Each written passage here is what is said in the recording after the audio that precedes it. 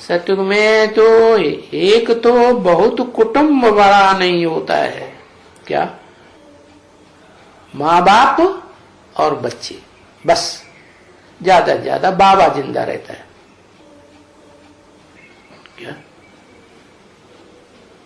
सतयुग में बहुत बड़ा परिवार नहीं होता है। बाप, बाबा, बच्चे, और होते ही हैं 2 बच्चे। ऐसे नहीं 3, 4, 5, 6 बच्चे हो जाए। वो ला के मुजीब है 2 माँ बाप और 2 बच्चे। अच्छा, तो ये सृष्टि कैसे बड़ी होगी? है? सृष्टि बढ़ेगी कैसे अगर 2 के 2 ही पैदा होते रहेंगे? तो अनलॉफुल हो जाता है। ईश्वरीय संतान है तो 2 के 2 ही पैदा होंगे। तो इसका मतलब जो राधा कृष्ण है सतयुग के, उनके शासन में 2 ही पैदा होंगे। जो भी उनका राज्य है 2 में से 2 ही पैदा होंगे? नहीं, उनमें कैटेगरीज है ना। राजाई कुल वाले, राजघराने के, और फिर अधिकारी वर्ग। वो राजघराने में घुस के रहते हैं क्या? नहीं, उनके अलग कुटुंब होते हैं। और फिर दास दासी, राजघराने के दास दासी अलग, फर्स्ट क्लास, और अधिकारियों के दास दासी अलग, सेकंड क्लास।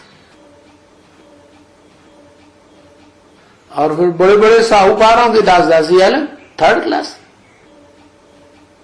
तो देखो नंबरवार है ना।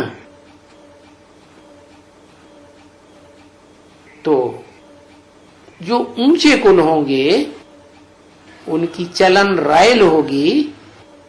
ज्यादा रायल कहेंगे ना, तो रायल पुरुषार्थ किया है तो रायल होंगे। तो उनको बच्चे ज्यादा पैदा नहीं होंगे। रायल चलन है तो चलन के आधार पर परिवार भी वैसा ही। परंतु जो 3rd क्लास प्रजा है, 4th क्लास प्रजा है, उनमें तो ऐसे ही होगा। 2 की जगह 4 बच्चे पैदा हो जाएंगे। अगर नहीं पैदा होंगे तो जनसंख्या बढ़ेगी नहीं।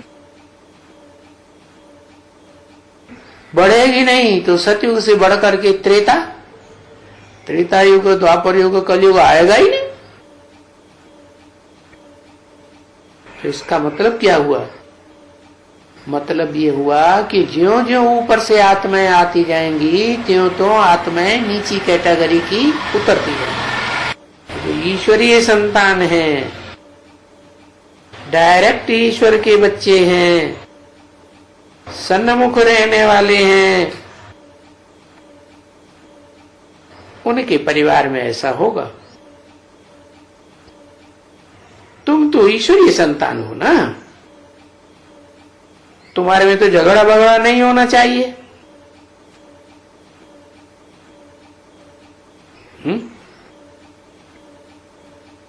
होता है या नहीं होता है? बिल्कुल ही नहीं होना।